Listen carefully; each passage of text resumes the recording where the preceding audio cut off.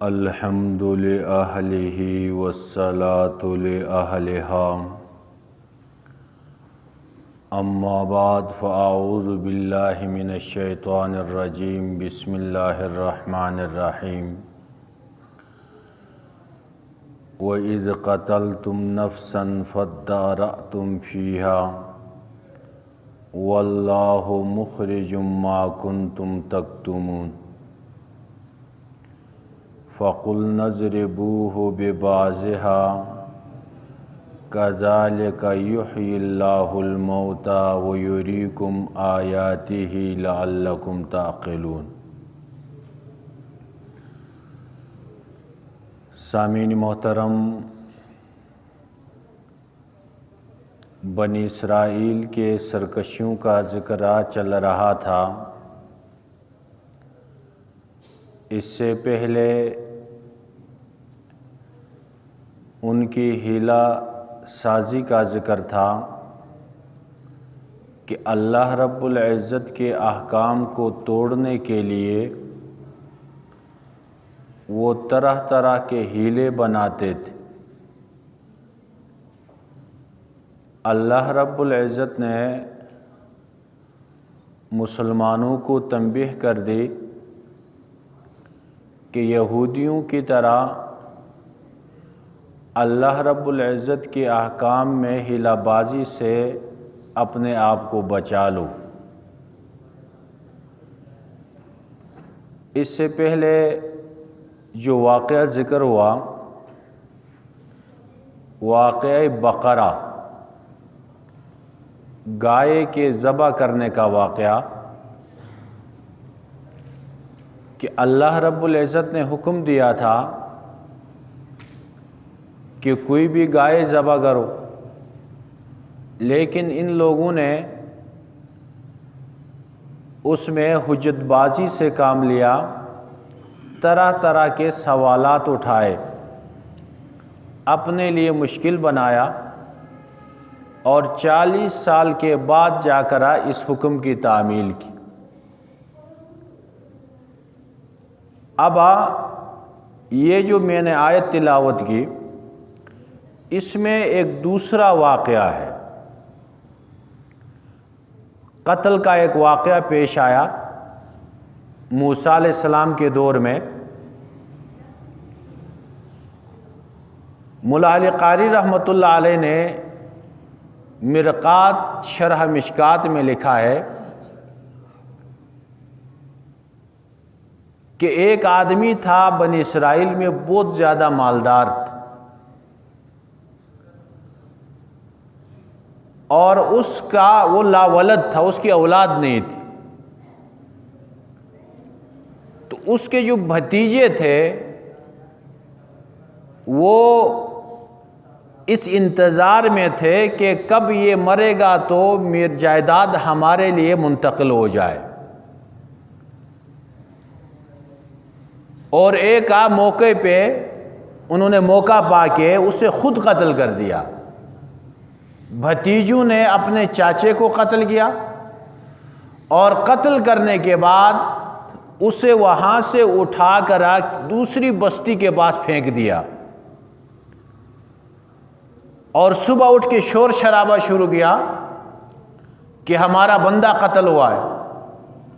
موسیٰ علیہ السلام کے پاس آئے کہ اس کا قاتل معلوم ہونا چاہیے، اور جس بستی کے قریب پھینکا تھا اس بستی والوں پہ دعویٰ کیا کہ انہوں نے قتل کیا ہے۔ انہوں نے انکار کیا، ہم نے تو ایسا نہیں کیا، ہم نے قتل نہیں کیا ہے۔ بہرحال اسی دن ان لوگوں نے وہ گائے بھی ذبح کیا تھا۔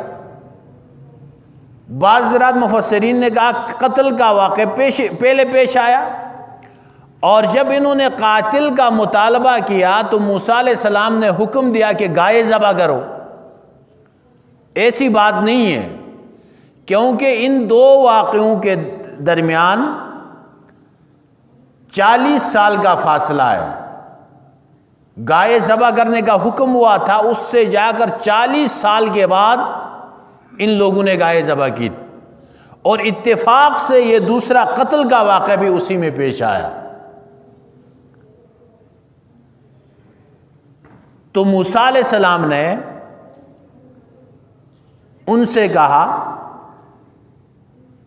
اللہ کے حکم سے کہ یہ جو گائے کے اندام ہے اس کا گوشت اٹھاؤ اور اس میت پہ مارو، یہ زندہ ہو جائے گا اور اپنا قاتل بتائے گا۔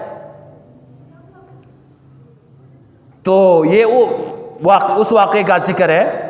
فرمایا وَإِذْ قَتَلْتُمْ نَفْسًا، یاد کرو اس وقت کو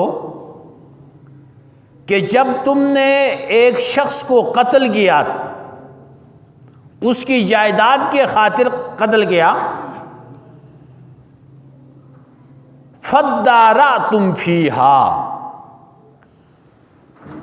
پھر اس میں آپ اختلاف کرنے لگے، جھگڑنے لگے، آپس میں ایک دوسرے پہ تھوپنے لگے۔ واللہ مخرج ما کنتم تکتمون، اللہ رب العزت نکالنے والے ہیں اس چیز کو جو تم چھپاتے ہو۔ اللہ رب العزت اس چیز کو ظاہر کرتے ہیں جو تم چھپاتے ہو۔ اور چھپاتے کیا تھے؟ قاتل کو چھپاتے تھے۔ فَقُلْنَا اضْرِبُوهُ بِبَعْضِهَا، ہم نے حکم دیا اضربوه ببعضها، اس مقتول کی لاش کو مارو، ببعضها، اس گائے کے ٹکڑے کے ساتھ۔ تو انہوں نے ایسا کیا، وہ زندہ ہو گیا۔ یہ گائے کے گوشت میں ایسی تاثیر نہیں، یہ موسیٰ علیہ السلام کا معجزہ تھا۔ جیسے لاٹھی پتھر پہ مارنے سے چشمے جاری ہو گئے، اسی طرح گوشت اس میت پہ مارنے سے وہ زندہ ہو کے کھڑا ہو گیا، اور کھڑے ہو کے کہا کہ میرے قاتل فلاں شخص ہے، میرے فلاں بھتیجے میرے قاتل ہیں اور میرے جائیداد کے لیے مجھے قتل کیا ہے، یہ بیان دیا اور دوبارہ مر گیا۔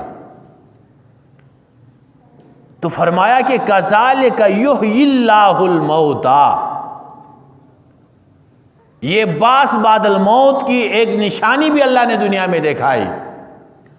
جو لوگ یہ سمجھتے تھے کہ مرنے کے بعد دوبارہ زندہ ہونا یہ بہت دور بات ہے، عقل سے دور ہے، یہ سمجھ میں نہیں آتی، اللہ رب العزت نے فرمایا کذالک یحیی اللہ الموتیٰ، جیسے اس مقتول کو زندہ کیا اسی طرح تمام مردوں کو اللہ رب العزت دوبارہ زندہ کریں گے۔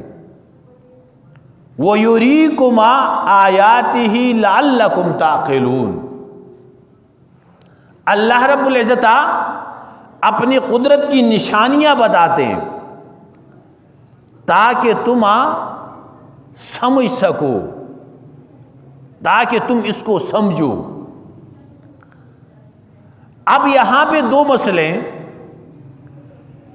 ایک مسئلہ تو یہ ہے اگر کوئی مقتول اس طرح پایا جائے جس کا قاتل کا علم نہ ہو، معلوم نہ ہو،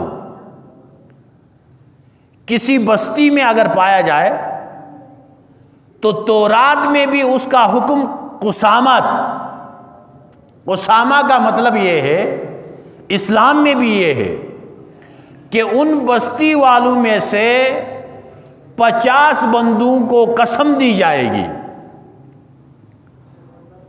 50 بندے اس میں قسم اٹھائیں گے اللہ کے نام کی کہ نہ ہم نے قتل کیا ہے اور نہ ہمیں قاتل کا علم ہے۔ اور یہ واقعہ چونکہ تورات کے نزول تورات سے پہلے کا تھا، اس لیے وہ قسامے والا قانون نہیں چلا، اور شرعی اصول بھی یہ ہے کہ 50 بندوں کو قسم دی جائے اور قسم کے بعد اس کی جو دیت ہے ان پہ لازم ہو۔ اور دوسرا مسئلہ یہ ہے جن بھتیجوں نے اپنے چاچا کا قتل کیا تھا وہ میراث سے محروم ہو گئے. اور اسلام میں بھی یہ ہے، اگر کوئی شخص اپنے مورث کو قتل کرے، چاہے وہ قتل عمدن کر لیتا ہے یا خطأً ہو جاتا ہے، تو حکم یہ ہے کہ وہ وارث میراث سے محروم ہوگا. میراث کے موانع 4 موانع ہیں: قتل و رق و اختلاف و دین و دار. قاتل کو میراث نہیں ملے گی. آپ صلی اللہ علیہ وسلم نے فرمایا کہ وہ جو بقرہ والا قاتل ہے اس کے بعد سے کسی قاتل کو میراث نہیں ملی. بنی اسرائیل کے لیے بھی یہی حکم تھا اور شریعت اسلام میں بھی یہی حکم ہے. اور اسی طرح کافر کو میراث نہیں ملتی. مسلمان اور کافر ایک دوسرے کا وارث نہیں بن سکتے ہیں. اگر کوئی بیٹا کافر ہے، باپ مسلمان ہے، باپ کی میراث بیٹے کو نہیں ملے گی. باپ اگر کافر ہے، بیٹے کی میراث باپ کو نہیں ملے گی. تو اللہ رب العزت نے ان کا جو مقصد تھا، چھپانے کا جو مقصد تھا، وہ سب بات سارے لوگوں کے سامنے واضح کر دیا. اور ان واقعات کے بعد بھی یہ لوگ باز نہیں آئے. ان کے دل پتھروں کی طرح سخت ہو چکے، بلکہ پتھر سے بھی زیادہ سخت ہے.